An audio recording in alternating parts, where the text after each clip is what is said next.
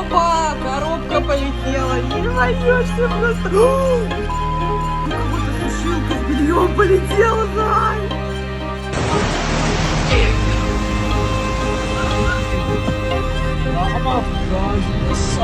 Ого.